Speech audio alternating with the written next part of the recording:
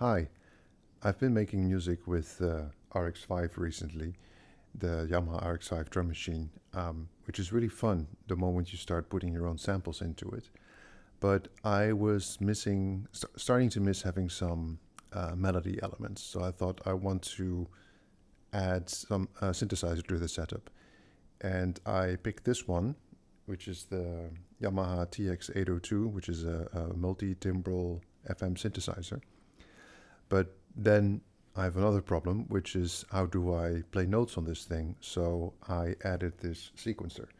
So now I have a sequencer synchronized with the drum machine, and this sequencer is playing melodies on the FM synth. And in order to get used to this setup and find out what's possible and how to use it, I thought it'd be nice to create a cover. So I picked Aphex Twin's Ageispolis. And yeah, I'm going to show how you can play that song on this setup. And let's start by looking at the melodies. So I tried to figure out the notes of the song, and if you want to record into this machine, it's actually, you need to figure out how it works for a moment, but it works pretty well. Okay, there's two ways to record into the sequencer. One is by playing live, and the other is step mode. And because this song sounds very sequenced, I think step mode is the natural way to record it. So in order to do that, you first need to set the length of the bar. So that would be 4 beats per bar. And you go into step mode, and you pick the resolution. So that would be 16th notes here. Let's check that we have sound.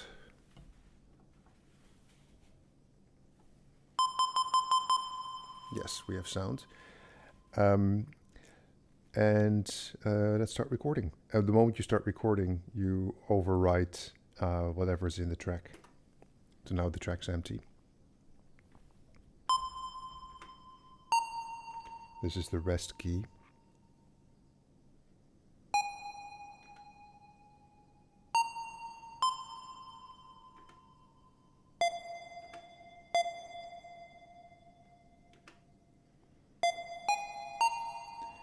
So that should be the first bar. Let's check if we entered it correctly.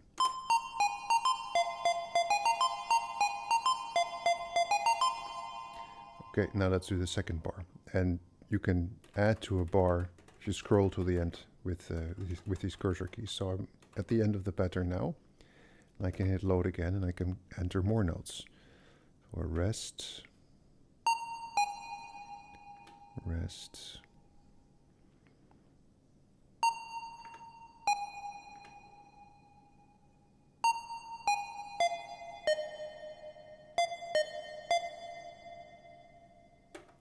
Okay, now I've intentionally made a mistake to show you how you can fix a mistake.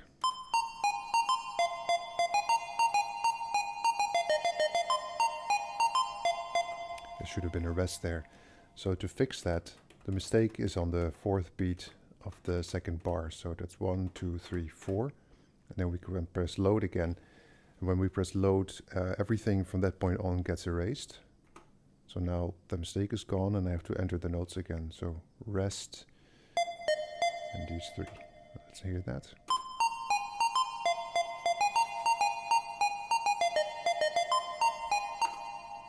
And now I got it right. And this way you can enter a sequence 1 bar at a time. And I guess you can also write a sequence 1 bar at a time to see if it sounds good and keep adding.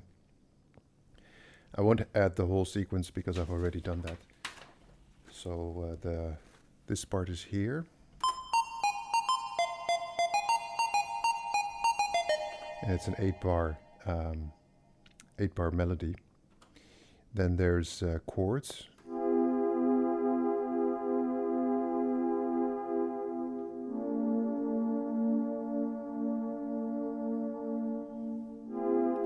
They repeat after 4 bars, so I had to enter them twice to make it add up to 8. And then there's a bass part.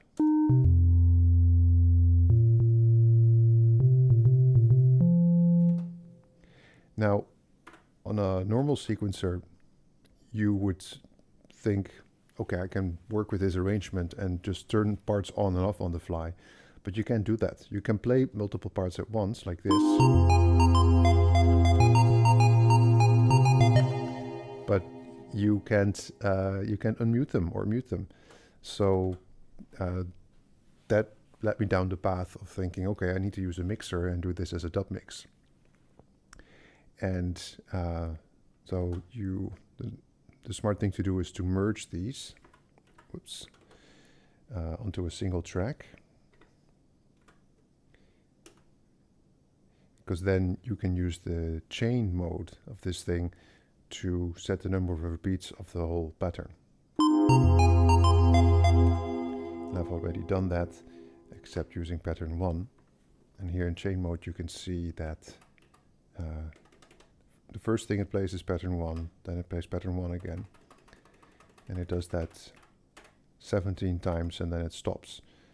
And that's the length of the song. So that's 17 times 8 bars, which is 136. Now for the next part, I need to move the camera so we can take a better look at the RX5. Okay, so here we have the RX5, and you can see the mixer over here a little bit.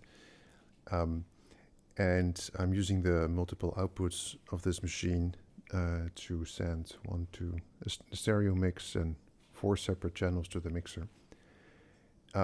So the structure of the song on the melody part is just the same 8 bars over and over and over again. But on the drum part, it's more complicated. And luckily, this machine can do that because you have a song mode where you can repeat different patterns in a different order.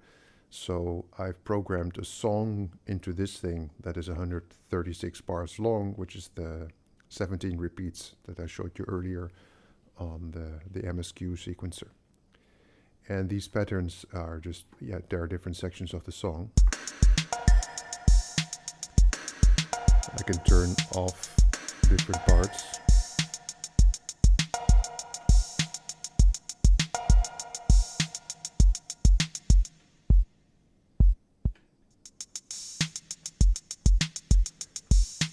And I can move these things around on the mixer, and of course the main parts are also still there.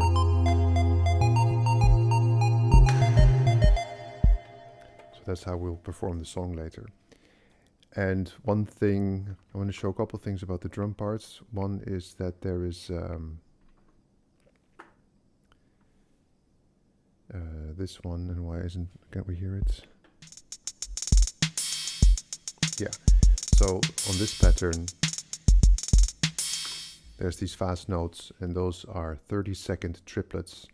And luckily, this machine can quantize that fast, because not all drum machines can.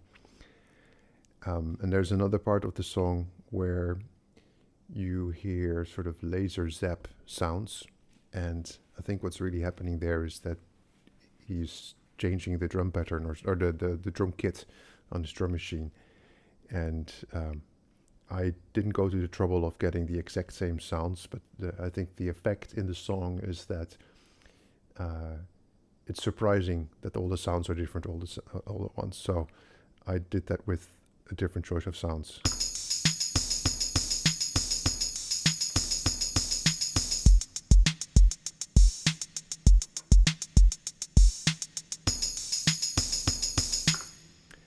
And I think it has the same effect of going, huh, what?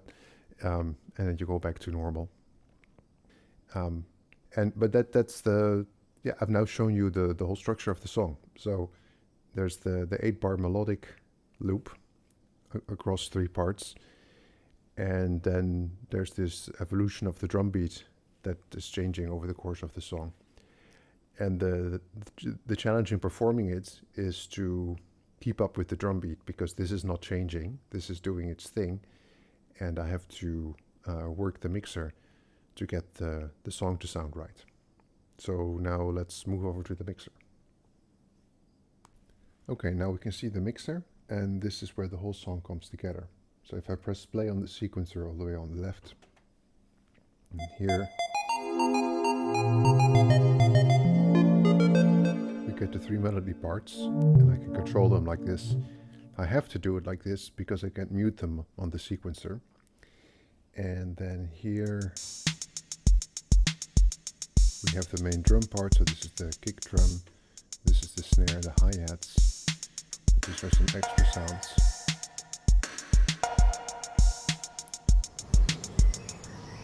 And we have some nature sounds. And I don't have an actual tape recorder, so I'm just playing back a file on my computer through the headphone socket into this cable. Because that's the final element of the mix, really. It's nature sounds, drums, bass line, chords, and lead. Okay, and now I should try and perform this song for you. Let's see how that goes.